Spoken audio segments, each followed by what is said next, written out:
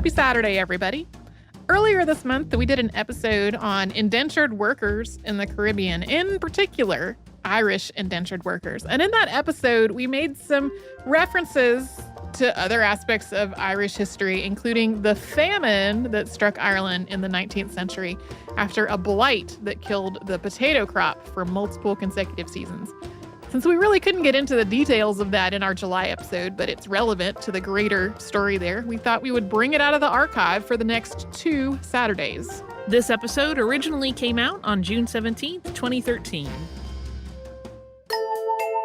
Welcome to Stuff You Missed in History Class, a production of iHeartRadio.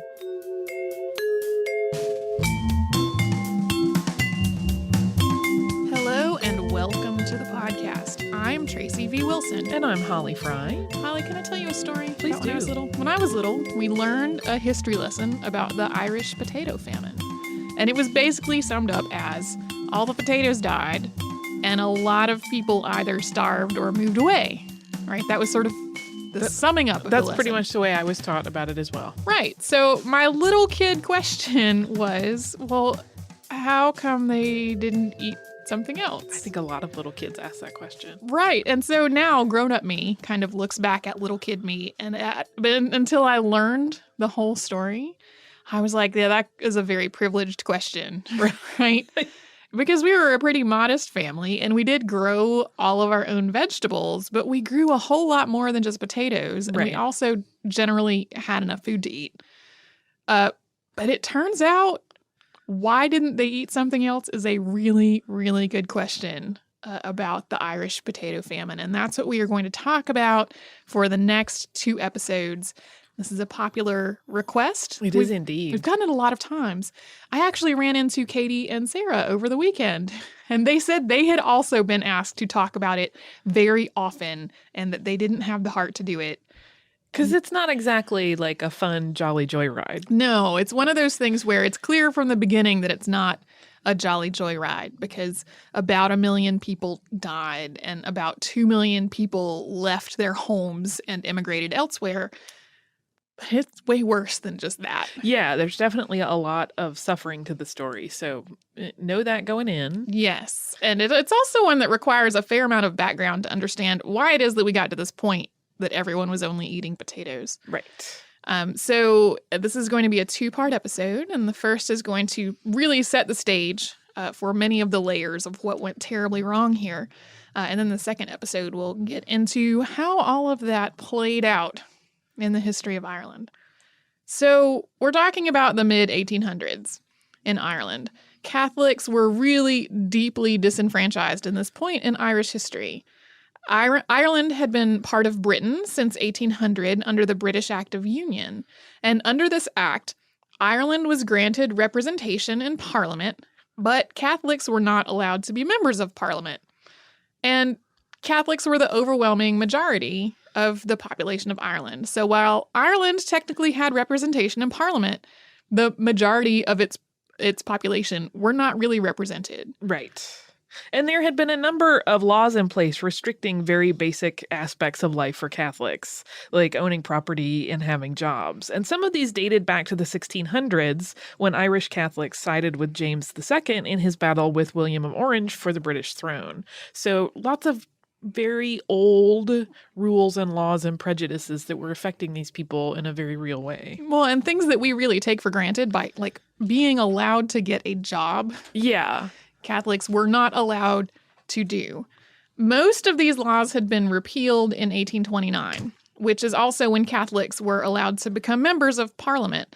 But by that point, anti-Catholic bigotry was really deeply entrenched in the Irish culture, and a lot of those past social norms about what people were allowed to do and how they were allowed to practice their religion had been extremely slow to change. So while maybe things were legal now, it still was not really easy for people to do things like get jobs and own property. And Ireland at this point was also extremely deeply impoverished as a nation. Only about 1/4 of the population was literate. And in a theme we've discussed in other podcasts, modernization had really stripped a lot of the working people there of their livelihoods. The linen and wool industries, for example, have been industrialized, and so the people that made a living in those trades suddenly could no longer find work. In rural areas, large families were living in tiny mud cabins that didn't have windows or chimneys. And most of them were subsistence farmers. Virtually none of them owned the land that they were farming.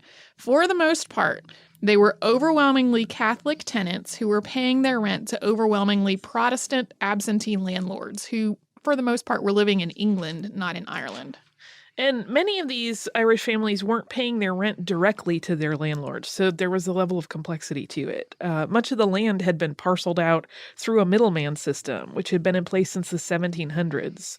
So a Protestant middleman would rent a sizable piece of land from the landowners, subdivide it, and then rent that out to tenants. And the tenants paid the middleman, and the middleman paid the landowner, and so that inflated the rent. And to raise their profits, middlemen would divide the land into smaller and smaller parcels and raise rent at the same time. So by 1845, half of these little farms were on 5 acres or less, and pretty much everybody had less than 10 acres. Like, they were all really pretty small for a farm. So to add just another layer of ugliness to this whole situation, a lot of these tenants were renting land that their families had previously owned, but had been confiscated from them following Cromwell's invasion of Ireland in the 17th century.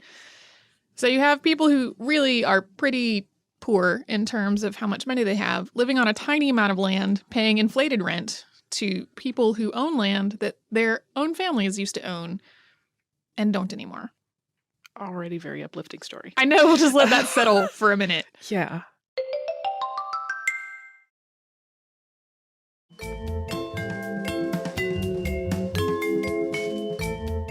And there were some communal aspects to this setup. People often bartered instead of using money, and those who couldn't afford land would often find work with tenant families. And these laborers would help with chores and help bring in the harvest in exchange for being able to build their own cottage and plant their own little garden plot. And this brings us to the potatoes. Potatoes really thrived in the Irish soil and climate. It was a reliable and pretty nutritious food staple. Although, potatoes get a lot of flack nowadays for their high carbohydrates and all that kind of stuff. For being a starchy food. A very starchy food. But they have lots of vitamin C, lots of other nutrients. And so people who were living largely on potatoes a lot of times really were better nourished than people who were living mostly on, say, bread. Right. So the introduction of the potato had led the Irish population to double between 1780 and 1845. So more people meant that they needed to grow more food. And as the supply of arable land got used up, farms were getting smaller and smaller to accommodate this increase in the population. And of course, smaller and smaller farms made it harder for farmers to grow enough food to feed their families. So doing this had required potatoes, which had a much larger yield than any other food crop. With a good harvest and a cultivated plot of land, a family of 6 could subsist for a year on an acre of potatoes, including potato scraps that they could feed their animals. And it would take 3 times as much land to grow the same amount of grain. So enough grain to feed that same family would take a lot more land. So people were planting potatoes because that was the only way they could get enough food. Any other land they rented was being used to keep animals or to grow crops, and those were grown to sell so that they could pay rent rather than eating and providing that for their families. Right. So potatoes were for eating and everything else was to sell. Yeah. Thanks to this combination of factors, by 1845, 60% of the Irish food supply was potatoes, and the poorest people in Ireland were living almost exclusively on potatoes.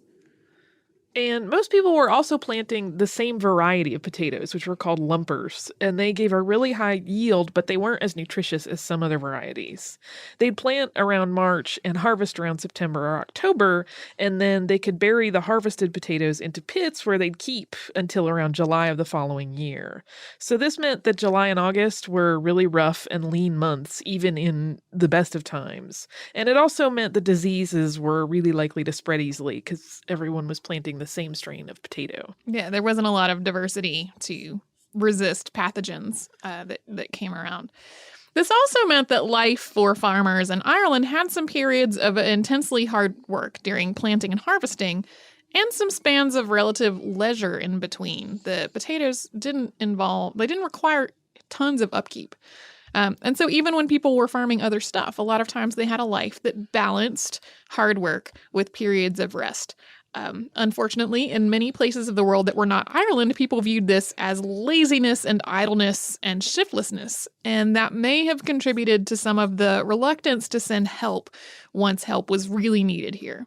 So to characterize the start of the problems involving the potatoes, the Irish potato famine, which is what it's called in the rest of the world, but in Ireland it's called the Great Hunger, or An Gorta Mór, or the Bad Life, Drochail, started in 1845 when a blight destroyed part of the potato crop. The blight hit potatoes in other parts of the world too.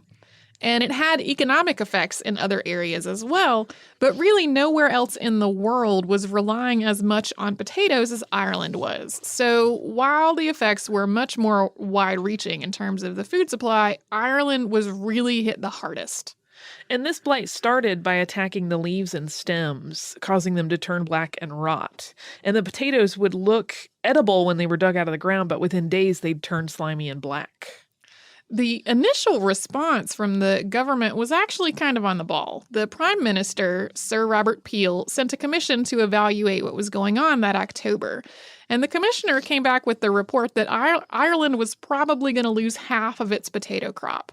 The scientific community pretty quickly concluded that some kind of disease was to blame. But the people whose lives really depended on those potatoes, as we said before, not a very educated community, blamed everything from static electricity to fumes from the newly built railroads. And this was by far not the first potato blight that had ever happened in history. Crops had failed certainly before this. But even a whole season of crops had failed before. But Ireland had never seen anything on this scale, and it had never encountered 2 years of blight in a row, which you can imagine was really devastating. Yes.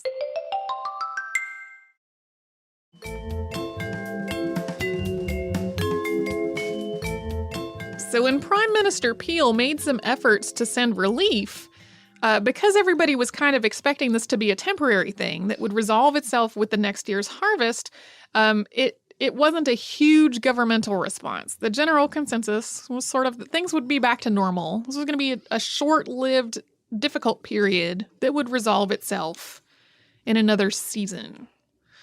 But unfortunately, in 1846, the blight returned, and to sort of add insult to injury, it was actually much worse the second year. Thanks to the wet weather conditions and the fact that diseased potatoes had been used as seed, it spread farther and faster than it had in its initial incarnation. So people didn't have enough to eat, and they didn't have enough to feed the animals. And hunger-related illnesses like typhoid and cholera started to spread. And since people had been getting most of their vitamin C from potatoes, scurvy also became a problem. The British government did a couple of things to try to help. Prime Minister Peel pushed through a repeal of the Corn Laws. These were laws that were meant to protect British grain growers from foreign competition by imposing really high tariffs on imported grain. So by reducing the grain supply, the Corn Laws caused British grain growers to be able to get a higher price for their crops. Repealing the Corn Laws was supposed to bring more grain into Ireland and drive prices down, but Ireland and the Irish people didn't really have enough money to buy the grain, even at the lower prices. That spring, Prime Minister Peel, without going through Parliament, bought maize from the U.S. to be distributed as food. Maize was cheap, but it also needed to be milled to be edible, and there weren't enough mills to actually handle it. On top of that, maize is a very sturdy grain that needed more processing than other grains, so the mills that already were not numerous enough to process it were strained even more because it took more time to process the amount that they could handle. Once it was milled into meal, the maize was going to be sold at the rate of a penny per pound. But just like with the imported grain, a lot of people who really needed it just could not afford to buy it. This cornmeal was also a lot different from the potatoes that the Irish were used to eating, both in terms of nutrition and digesting it. And so diarrhea and scurvy became really common complaints among the people who were managing to buy this cornmeal to eat. Additionally, the British grain industry was really angry over both the repeal of the Corn Laws and the import of maize. The Conservative government started to falter, and Prime Minister Peel resigned on June 29th of 1846. The new Liberal government, also known as the Whig Party, came into power, and it really followed the principle of laissez-faire, which was basically leave it alone and it's going to work itself out.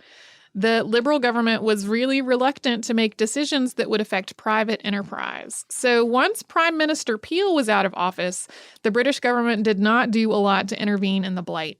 There were no big influxes of food or monetary relief coming from the government. This is a concept that probably seems incomprehensible to the ears of a modern audience in a world where disasters lead to immediate efforts at relief. But that's not what the ideology was like in the mid-19th century. And there were private fundraising efforts internationally, notably in major cities in the US and India. Quakers led fundraising efforts, and the Choctaw Indians, recently relocated during the Trail of Tears, actually sent a donation as well. So while there was some international response and some relief on the part of private citizens, it still just was not enough. Under the new Prime Minister John Russell, famine policy fell to Charles Edward Trevelyan, who was the Assistant Secretary of the British Treasury. He had been involved in the famine response during Peel's administration, but now he was basically running the show. He ordered an end to the sale of maize, and he rejected an incoming shipment of it, saying that he was going to try to prevent the Irish from becoming dependent on government handouts. Apart from the laissez-faire principles under which the Whig Party was operating, Trevelyan himself had a belief in divine providence, which also influenced his hands-off approach to the whole situation and the famine. Everyone was sort of working under the assumption that private citizens were going to step up and provide relief, and that Ireland could use its tax revenue to fund public works projects that would employ Irish farmers. The farmers' income would be taxed, and that tax money would fund more projects in a cycle that would pull Ireland up out of poverty. But the Irish government didn't really have enough money to start with. People's wages were too low for income tax to keep up with the need for government spending, and also really too low for people to actually meet their own daily needs. So in addition to they weren't making enough money to buy things, their wages were not enough for the tax revenue to be adequate for the government. So what happened instead was that public works projects were flooded with way more workers than they could possibly use or pay. And so that's where we're going to pause on this part of the story. So we're leaving at 1846. Ireland's situation is extremely dire, and Britain has taken a largely hands-off approach to mitigating this crisis. So in the next part of this episode, we're going to pick up in 1846 and 1847 and tell how the rest of the famine unfolded in Irish history.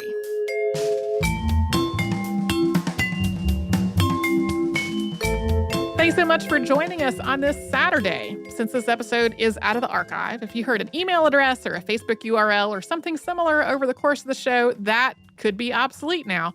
Our current email address is historypodcast@iHeartRadio.com. Our old How Stuff Works email address no longer works. You can find us all over social media at Missed in History. And you can subscribe to our show on Apple Podcasts, Google Podcasts, the iHeartRadio app, and wherever else you listen to podcasts. Stuff You Missed in History Class is a production of iHeartRadio. For more podcasts from iHeartRadio, visit the iHeartRadio app, Apple Podcasts, or wherever you listen to your favorite shows.